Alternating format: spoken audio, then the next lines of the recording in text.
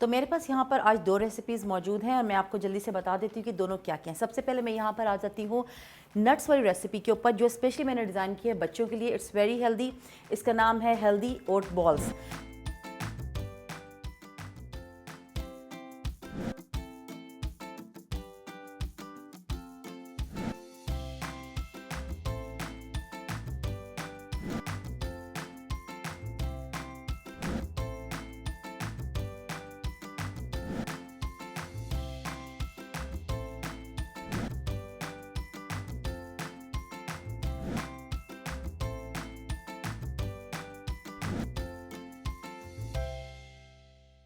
तो ऐसा है कि मेरे पास यहाँ पर मौजूद है दलिया क्विकर ओट्स, जो इतना सा पैकेट आता है, टिन में भी आते हैं।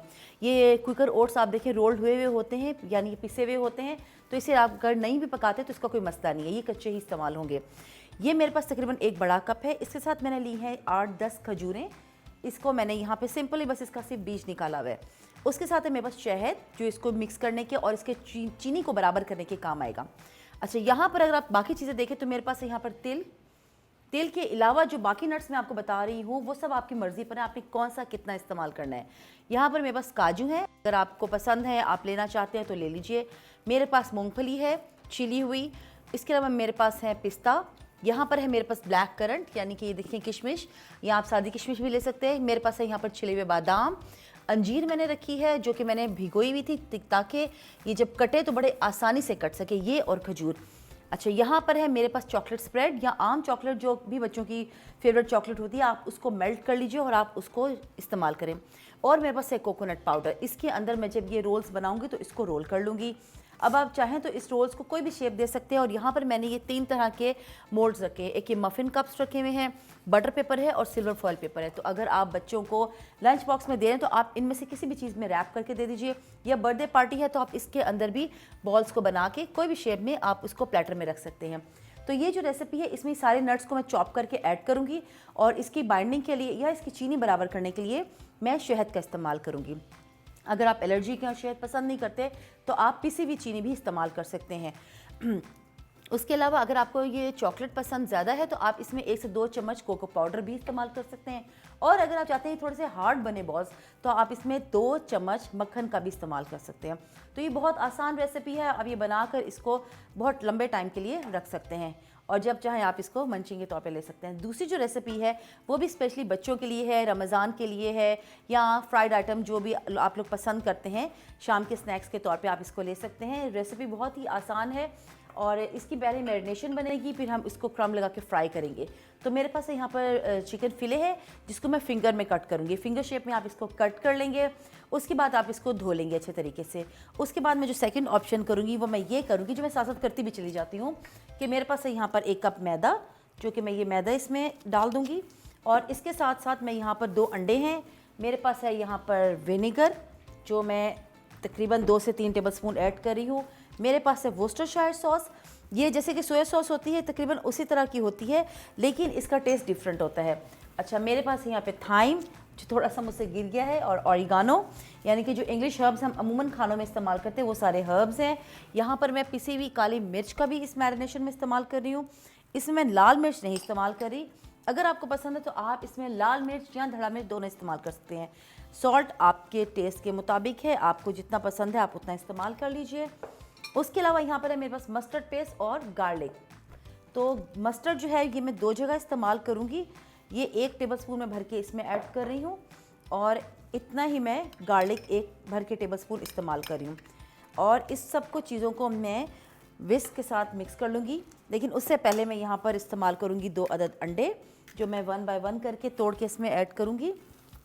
और इसको हम एक पेस्ट बना लेंगे, बिल्कुल वैसे ही जैसे हम पकोड़ों के लिए पेस्ट बनाते हैं। और इसके अंदर मैं चिकन को, जो मैं फिंगर शेप में कट करूँगी, उसको मैं मैरिनेट करने के लिए रख दूँगी। तकरीबन आधा घंटा तो आप रख ही दें इसको, ताकि इसका फ्लेवर अच्छे से आ जाए। ये मैरिनेशन बना के आप तो फ्रिज में इसको 2 से 3 दिन के लिए रख सकते हैं, इसको ख़राब नहीं होगी। लेकिन ये कि आपने इसको ज़्यादा देर तक नहीं रखना। इसमें आप फ़िश फिलेस भी फ्राई कर सकते हैं। आप इसमें चिकन की जो भी चीज़ इस्तेमाल करना चाहते हैं, जिस भी शेप में, उसको फ्राई कर सकते हैं। और ये मैरिनेशन जो है ना, ये बहुत सारी और चीज़ों के साथ भी मल्टीपर्पज़ है जो आप यूज़ कर सकते हैं। तो मैं इस मैरिनेशन को बना के इसमें चिकन डिप कर दूंगी और उसके बाद मैं इस चिकन को फ्राई करूंगी ब्रेड क्रम्स लगा के। यहाँ पे मैं आपको बता दूँ, ये मेरे पास है ब्रेड क्रम्स और ये आम लोकल मार्केट से आराम से मिल जाते हैं। अगर आपको ये नहीं मिलते तो आपको पाउडर्ड क्रम्स भी मिल जाते हैं, और अगर वो भी नहीं मिलते तो जो ब्रेड आपके घर पे बच जाती है आप उसको ड्राई कर लें, सूरज की रोशनी में 2-3 दिन रखेंगे ऊपर से कवर करके, वो जब खुश्क हो जाए तो आप उसका पाउडर बनाने ग्राइंडर में, तो उसको आप ग्राइंड कर लीजिए। अच्छा, और ये जो मैंने मस्टर्ड पेस्ट बचाया है इसके अंदर मैं यहाँ पर जो मेरे पास ये हनी है, क्योंकि ये सॉस इसी के साथ जाती है, तो मैं इस 1 चम्मच मस्टर्ड में तकरीबन 1 से 2 चम्मच टेबल स्पून यानी कि भर के हनी का इस्तेमाल करूँगी और ये मैं बना लूँगी हनी मस्टर्ड सॉस। तो ये हनी मस्टर्ड सॉस जो है ये चिकन स्ट्रिप्स के साथ बेहद अच्छी लगती है, क्योंकि इसके साथ केचप इतने मज़े की नहीं लगती। तो मैं प्रेफर करूँगी कि आप जब ये रेसिपी अपने घर पे ट्राई करें तो ये हनी मस्टर्ड सॉस ज़रूर बनाइएगा। इसके अंदर आप हल्की सी काली मिर्च और हल्का सा लेमन इस्तेमाल कर सकते हैं।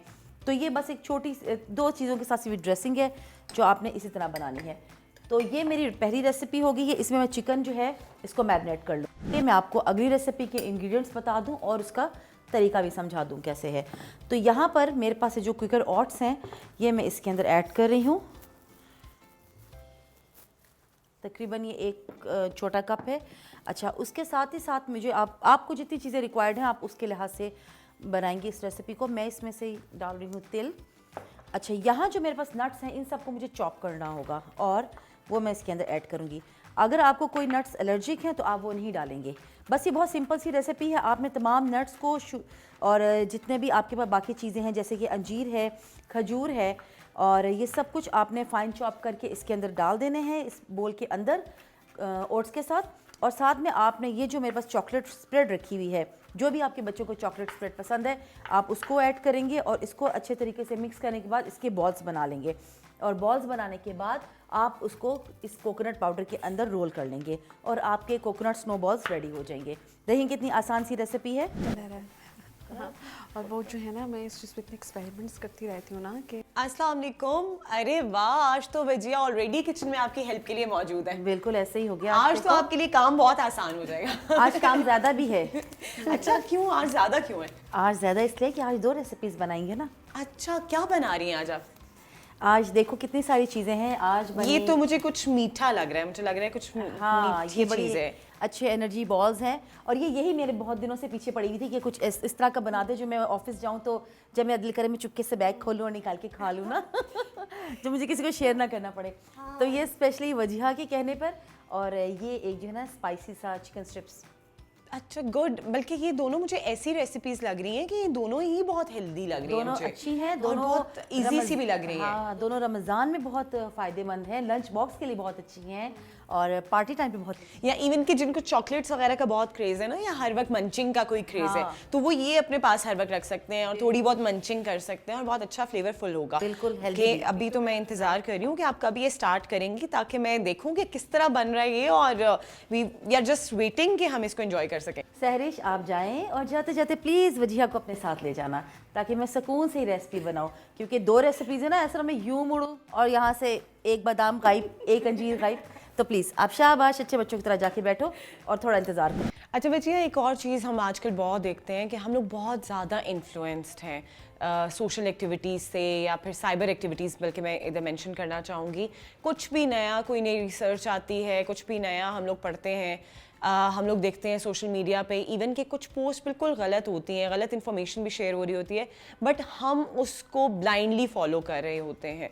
तो यहाँ पे मुझे बताओ कि what could be the great source of information, और अगर हमारे पास वो ग्रेट सोर्स नहीं आ रही है, if we are not aware of it, how to get rid of it?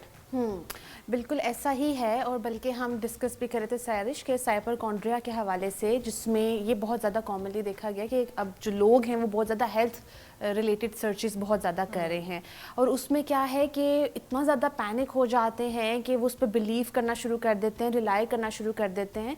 अब इसके अंदर क्या होता है कि पर्सन को ये लगता है कि जो वो सिम्टम्स पड़ रहा है वो उसके अंदर वो मसला है, वो बीमारी उसके अंदर है। और कई दफ़ा क्लिनिक में भी मैं ये लोगों को देखती हूँ कि वो बहुत मेंशन कर रहे होते हैं कि वो बहुत सारा एनालिसिस करके आए होते हैं कि हमें ये डिसऑर्डर्स हैं, आप बताएं इनमें से कौन सा है। लाइक वो पिक, चूज़ एंड पिक वाला काम कर रहे होते हैं। तो ये चीज़ चीज़ बहुत डिस्टर्बिंग और अब बहुत कॉमनली देखी गई है कि लोग अपने अंदर ही मुख्तलिफ बीमारियों और सीरियस बीमारियों पे बाकायदा बिलीव कर लेते हैं कि हमें ये बीमारी है और हम शायद अब हमें सारी ज़िंदगी से सफ़र करना है।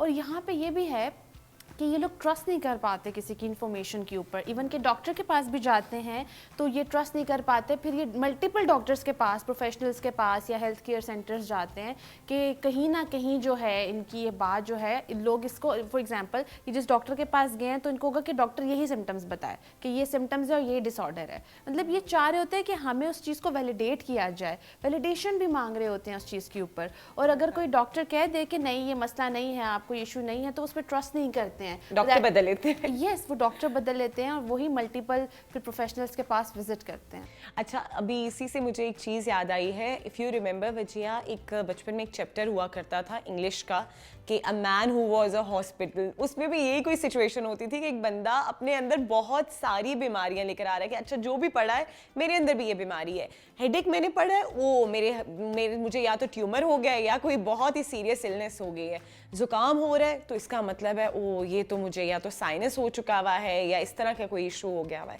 तो हम हर चीज़ को किसी बहुत ही बड़ी किसी मेजर चीज़ के साथ एसोसिएट कर रहे होते हैं और ये मैंने एक बहुत कॉमन प्रैक्टिस भी देखी है।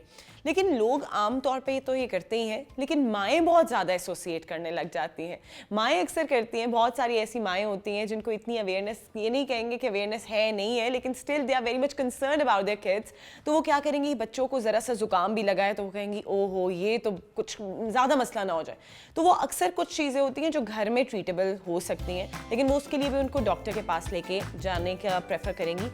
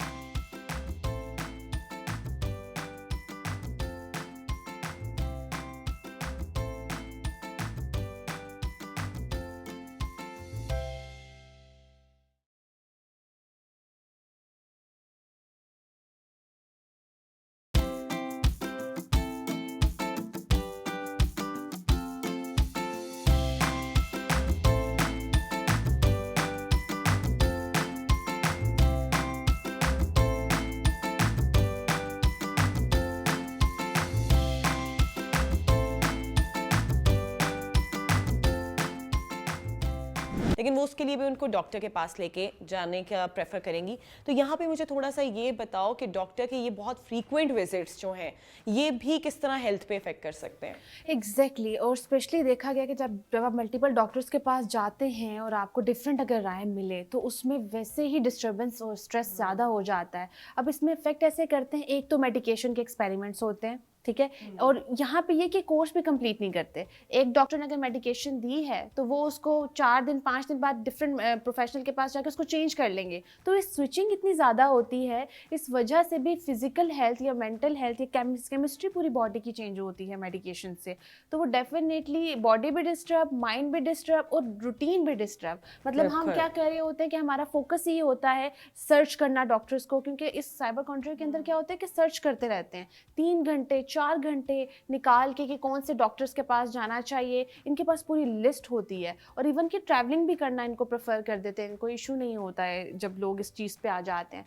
अच्छा, ये बहुत इंपॉर्टेंट है बिकॉज आप नोट करोगे कि जब इंसान ऐसा करता है तो वो बहुत एंशियस हो जाता है। अब स्टडीज़ ये पब्लिश हुआ है या आर्टिकल्स में पब्लिश हुआ है कि जो लोग डिप्रेशन का शिकार होते हैं वो लोग इस चीज़ से स्केप करते हैं, वो लोग सर्च कम करते हैं बिकॉज उनको डर होता है कि कहीं ये चीज़ सच ना हो जाए जो फील कर रहे हैं। हाँ। और जिनको एंजाइटी होती है वो ज़्यादा इस चीज़ पे सर्च करते हैं बिकॉज एंजाइटी हमें पोक कर दी है कि हम आगे से आगे इस चीज़ के ऊपर एंग्शियस हो रहे होते हैं। यस, फिगर आउट करें। तो वो एंजाइटी को या उस पैनिक फीलिंग को दूर करने के लिए बार बार सर्च करते हैं। तो जो पर्सन ये कर रहा है वो ज़रा ये देखे कि वो है किस स्टेट में और वो जो सर्च कर रहा है उसके बाद उसकी स्टेट जो है कितनी ज़्यादा ख़राब और मज़ीद हो रही है। अच्छा, यहाँ पे मैं एक बहुत ही फ़नी सी एक मीम भी शेयर करना चाहूँगी। एक मीम में भी यूँ था ना कि बाहे international internationally if you are visiting a doctor, तो वहाँ पे अगर आपको पता चलता है कि आप बिल्कुल ठीक हैं तो लोग शुक्र करके वापस आते हैं। बट अगर हमारी जैसे एशियन कंट्रीज़ में अगर इस तरह होता है, स्पेशली टॉकिंग अबाउट पाकिस्तान, अगर जाते हैं और डॉक्टर को पैसे दिए हैं और टेस्ट वगैरह बिल्कुल क्लियर आए हैं तो कहेंगे ओहो पैसे का ज़िया हो गया है, पैसा बर्बाद कर दिए, जाने नहीं चाहिए था। तो यहाँ पे दो एक्सट्रीम केसेस हमें नज़र आ रहे हैं, या तो आप बिल्कुल डॉक्टर के पास जा ही नहीं रहे हो, आपकी हेल्थ बिगड़ती जा रही है और आप बिल्कुल किसी भी जो है फिजिशियन के पास नहीं जा रहे, या फिर ऑन द कॉन्ट्ररी ये हो रहा है कि आप फ्रीक्वेंट विजिट्स कर रहे हो, डॉक्टर खुद आपके सामने हाथ जोड़ के कह रहे हैं भैया आप बिल्कुल ठीक हैं, आपके टेस्ट रिपोर्ट्स बिल्कुल ठीक हैं, you don't have to visit the doctor, but आप सेटिस्फाई नहीं हो रहे। अच्छा वजिया, कुछ यहाँ पे मैं ये तो नहीं कहूँगी, वैसे तो डॉक्टर्स मसीहा हैं और हमेशा आपको सेव ही करते हैं बहुत सारी चीज़ों से, बहुत सारी बीमारियों से, लेकिन कभी कभी पेशेंट्स गलत हाथों में भी पड़ जाते हैं। वो एक गलत डॉक्टर के पास चले जाते हैं जिसका मेन एम ही होता है कि आपके जेब से पैसे निकलवाने हैं। ओके फाइन, अगर आपको कोई बीमारी नहीं भी है तो वो 4 बीमारियां आपको बता देगा कि अच्छा आप ये दवाई ले लो, ये दवाई ले लो। उन दवाइयों का बाकायदा ऐसा कोई इन्फ्लुएंस आपकी सेहत पे नहीं होगा, लेकिन आपकी मेंटल हेल्थ को वो डिस्टर्ब करेंगी। तो थोड़ा सा इसके बारे में लोगों को गाइड करो। एग्जैक्टली देखें, अच्छे बुरे लोग हर जगह होते हैं, हर प्रोफेशन में या हर एरिया में, हर एस्पेक्ट से देखें तो अच्छाई बुराई हर इंसान के अंदर मौजूद होती है। लेकिन जहाँ पे हम बात करते हैं इस क्वेश्चन का अगर मैं आंसर करूँ तो ये एक बिज़नेस भी है, ठीक है।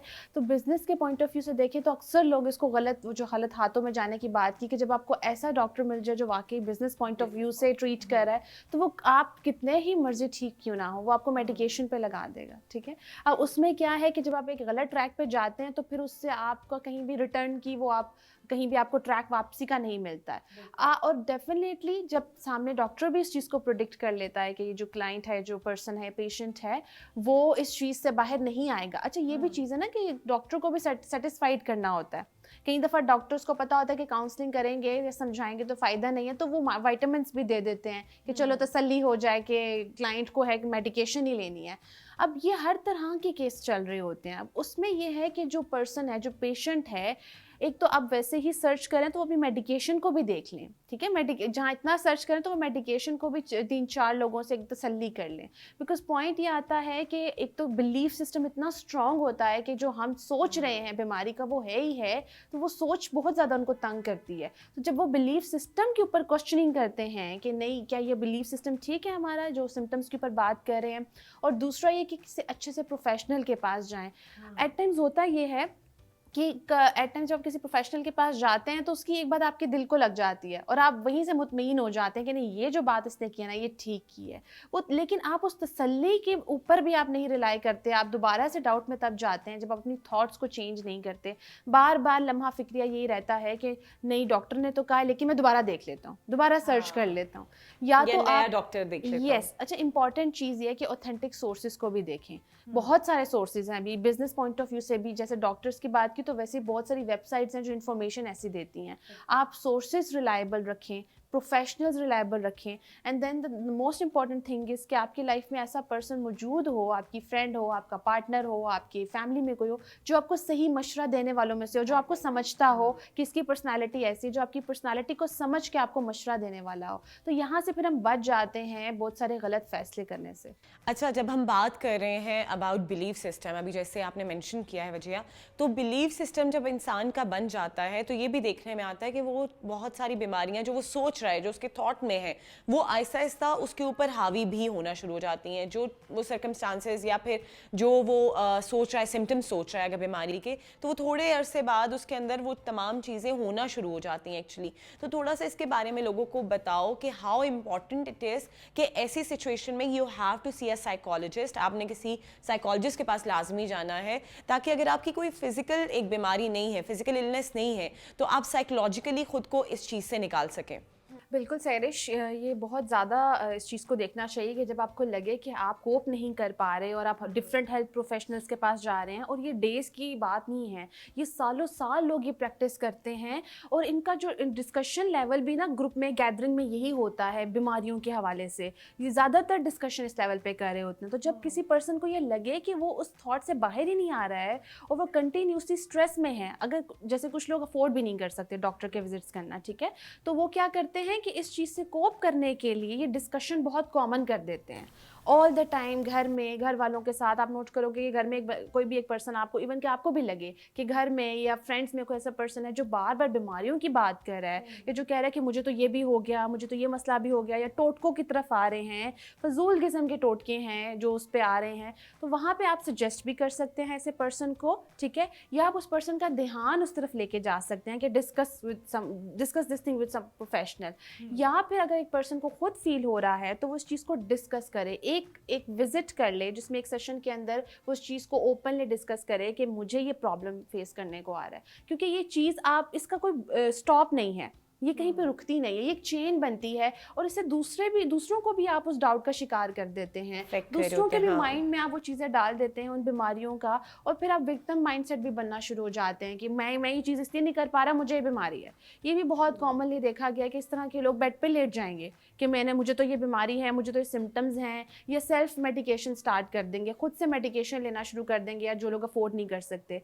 कितने लोगों को मैंने देखा है कि वो खुद से मेडिकेशन ले रहे हैं और उनकी डिस्टर्बेंस का लेवल बहुत हाई वो उस पे पेस पे जाता है। एग्जैक्टली मैं यही पॉइंट रेस करने वाली थी वजिया कि self medication is a big no. आपने सेल्फ मेडिकेशन नहीं करनी है, चाहे कुछ भी हो जाए, आपको इवन के लग रहा है कि बस मैं मरने के करीब हो गया हूँ, लेकिन still you don't have to take any medicine on your own जब तक आप किसी प्रॉपर एक बंदे से मशवरा नहीं ले रहे हैं।